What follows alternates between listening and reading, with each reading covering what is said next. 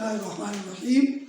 अस्सलाम वालेकुम dear students, class first year, chapter number 5 rotational and circular motion. और इसका आज का टॉपिक है हमारा जी रोटेशनल काइनेटिक एनर्जी और kinetic energy of rotation. Students, आज हमने रोटेशन काइनेटिक एनर्जी के ऊपर हमने बात करनी है।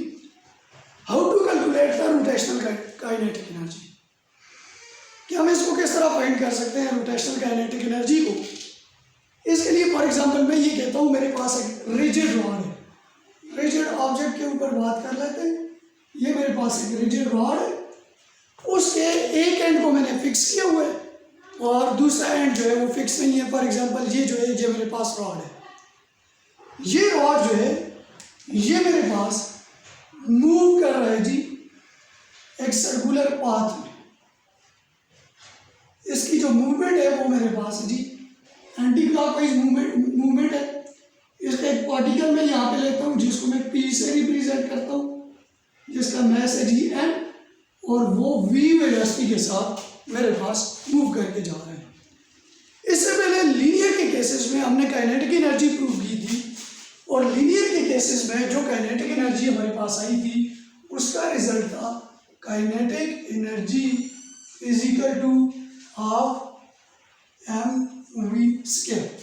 अब यहाँ पे क्वेश्चन ये है कि ये जो रिलेशन हमने फाइंड किया था लीनियर के केसेस में kinetic energy is equal to half M V square, अगर इसी फार्मूला को मैं इसके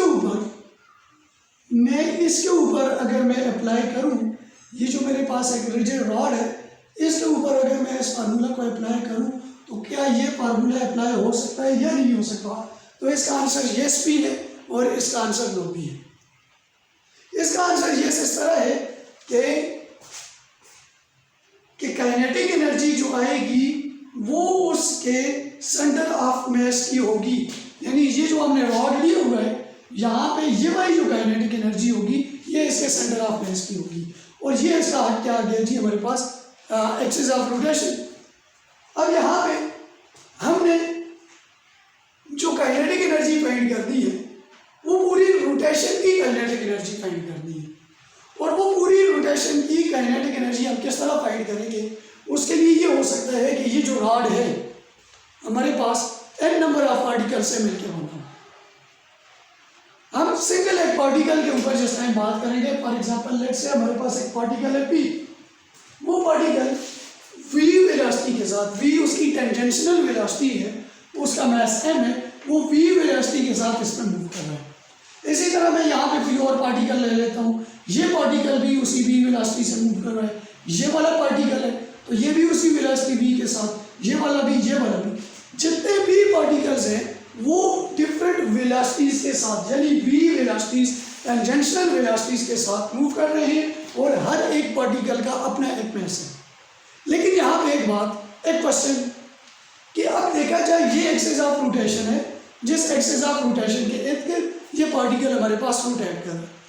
अब हर पार्टिकल का जो डिस्टेंस है वो एक्सिस ऑफ रोटेशन से डिफरेंट है, यानी उसका डिस्टेंस इस पार्टिकल का अगर एक्सिस ऑफ रोटेशन से डिस्टेंस देखा जाए तो ये कम है, इस पार्टिकल का as compared to this particle ज़्यादा है, इस पार्टिकल का उससे ज़्यादा है। तो यानी इन पार्टिकल्स का डिस्टेंस जो है वो हमारे पास सेम नहीं आ रहा, यानी जितने भी पार्टिकल्स हैं उनकी काइनेटिक, उनकी मैसेज डिफरेंट है, उनकी वेलोसिटीज डिफरेंट है। अगर मैसेज भी डिफरेंट है, उनकी वेलोसिटीज भी डिफरेंट है, तो उनकी जो हमारे पास काइनेटिक एनर्जीज होगी वो भी क्या होगी जी, डिफरेंट होगी। अब हम क्या करते हैं जी, जितने भी पार्टिकल्स हैं हर एक पार्टिकल्स की अलग से काइनेटिक एनर्जी फाइंड करते हैं। लेट्स से मैं पार्टिकल नंबर 1 की फाइंड करता हूँ, तो उसके लिए आ जाएगा kinetic energy 1 is equal to half m1 v1 का स्क्वायर। इसी तरह सेकंड पार्टिकल पे आ जाए तो सेकंड पार्टिकल की काइनेटिक एनर्जी होगी जी हाफ m2 v2 का स्क्वायर। इसी तरह हमें इस बात का पता है कि हमारे पास पार्टिकल्स जो हैं वो n पार्टिकल्स हैं, तो सिमिलरली जो हमारे पास n पार्टिकल की काइनेटिक एनर्जी होगी, ये सेकंड की आ गई, kinetic energy of n particle is equal to half, उसका जो मास हो गया mn और वी एन का स्केयर हमारे पास है। अब हम क्या करते हैं, रोटेशनल काइनेटिक एनर्जी फाइंड करते हैं, टोटल काइनेटिक एनर्जी फाइंड करते हैं। तो टोटल काइनेटिक एनर्जी के लिए क्या करेंगे, ये जितनी भी काइनेटिक एनर्जीज हमारे पास आई है इन सब की सब काइनेटिक एनर्जीज को हम क्या करेंगे जी, ऐड कर देंगे। काइनेटिक एनर्जी टोटल और rotational is equal to kinetic energy particle 1 की प्लस काइनेटिक एनर्जी पार्टिकल 2 की प्लस अप टू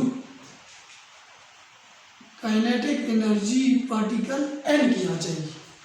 हमने फाइंड की हुई है तो ये इसमें वैल्यूज लगाते जाएं जी। हाफ m1 v1 का square plus half m2 v2 का square plus up to last में आ जाएगा जी हाफ mn vn का स्क्वायर हमारे पास यहाँ पे आ जाएगा।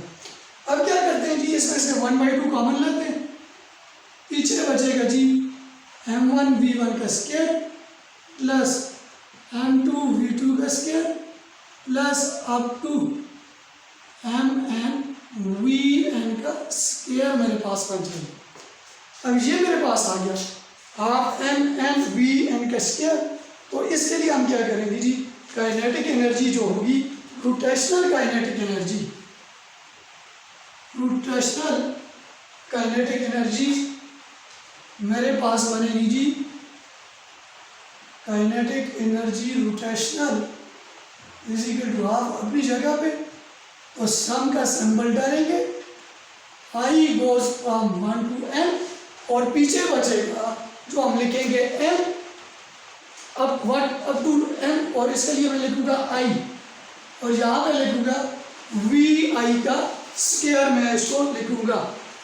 अब ये जो वेलोसिटी है, प्रॉब्लम यहाँ पे ये आ गया कि ये जो वेलोसिटी हमने फाइंड की है ये हर पार्टिकल की डिफरेंट वेलोसिटी है, हर पार्टिकल की अपनी एक वेलोसिटी है। क्या कोई ऐसी वेलोसिटी नहीं आ सकती जो सारे पार्टिकल्स के लिए, क्या ऐसी कोई वेलोसिटी नहीं आ सकती जो इन सारे पार्टिकल्स के लिए 1 से लेके n पार्टिकल के लिए सेम हो? हाँ, वो वेलोसिटी है। वो कौन सी वेलोसिटी है? वो हमारे पास एंगुलर वेलोसिटी है। जिस टाइम रॉड हमारे पास मूव करता है तो पार्टिकल डिफरेंट प्लेसेस पे होते हैं और उनकी डिफरेंट टेंजेंशियल वेलोसिटीज यानी v वेलोसिटीज होती हैं, लेकिन उनकी एंगुलर वेलोसिटी क्या होती है जी, हमारे पास हर पार्टिकल की सेम होती है। Then angular velocity v is equal to r omega, then equation number 1 becomes kinetic energy rotational is equal to half sigma I goes from 1 up to n mi v की जगह r i omega i का r i square into omega i square, क्योंकि v का square है। तो अब यहाँ पे देखा जाए एंगुलर वेलोसिटी को हमारे पास कांस्टेंट है, देन काइनेटिक एनर्जी जो हमारे पास रोटेशनल है वो बनेगी हाफ ओमेगा का स्क्वायर, ओमेगा आई का स्क्वायर हमने लगाया हुआ था।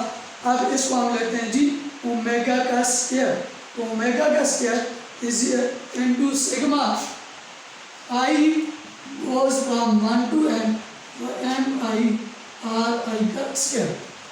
अब एक चीज हमने पढ़ी हुई है, वो चीज ये पढ़ी हुई है I is equal to M into R square, movement of inertia. Movement of inertia जो ये वो क्वांटिटी होती है जो एक्सप्लेन कर रही होती है how difficult to rotate the object और how mass is distributed along the axis of rotation, ये हमें एक्सप्लेन कर रही होती है। Then kinetic energy is equal to kinetic energy जो रोटेशनल में फाइंड कर रहा हूँ वो हो जाएगी हाफ ओमेगा स्क्वायर और इस सब की जगह क्या आ जाएगा, मेरे पास आई आ जाएगा।